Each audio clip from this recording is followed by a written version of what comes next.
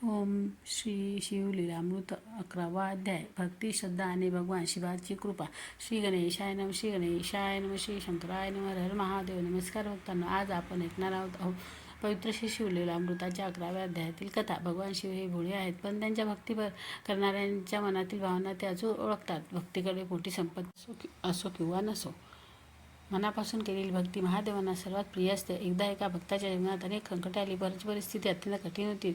संसाराचा भार वाढत होता आणि संकटामुळे निराश झाले ते. तरी त्या भक्ताने महादेवावरील श्रद्धा सोडली नाही. दररोज सकाळी तो भक्त उठून स्नान करी आणि आपल्या परीने शिवलिंगाची पूजा करी. त्याच्याकडे मोठी पूजा करण्यासाठी साधनसामग्री नव्हती, पण त्याच्या मनात अपार श्रद्धा होती. तो महादेवासमोर हात जोडून म्हणे, हे भोळ्या शंकरा, माझ्याकडे तुला अर्पण करण्यासारखे काही नाही, पण माझे मन आणि माझी श्रद्धा मी तुझ्या चरणी अर्पण करतो. तुझ्यावर कृपादृष्टी ठेव. माझ्यावर कृपादृष्टी ठेव. महादेवांना भक्ताचे हे निर्मळ मन अत्यंत प्रिय झाले. काळ पुढे गेला, संकटे वाढतच गेली, पण भक्ताची श्रद्धा मात्र कमी झाली नाही.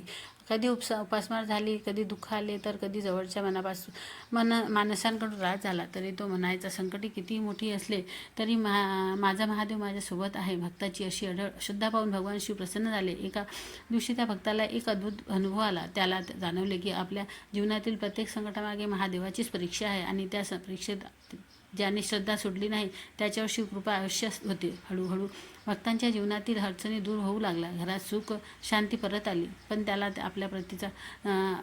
आपल्या प्राप्तीचा गर्व झाला नाही. तो म्हणाला, हे सर्व माझ्या समस्यांमुळे हे सर्व माझ्या सामर्थ्यामुळे झाले नाही, माझ्या देवाच्या कृपेमुळे झाले. म्हणूनच भक्तांची या कथेतून आपल्याला एक मोठा संदेश मिळतो. जीवनातील कितीही संकटे आली, कितीही अडचणी आल्या तरी श्रद्धा सोडू नये. महादेवाने सोन्या चांदीची पूजा नको असते, त्यांना हवे असते ते शुद्ध मन आणि प्रेम.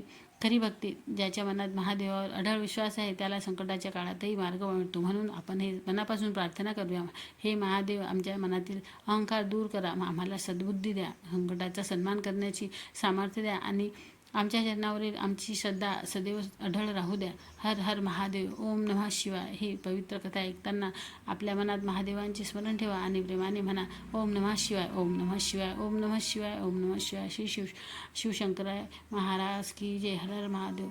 तर मित्रांनो, व्हिडिओ आवडला असेल लाईक करा, शेअर करा.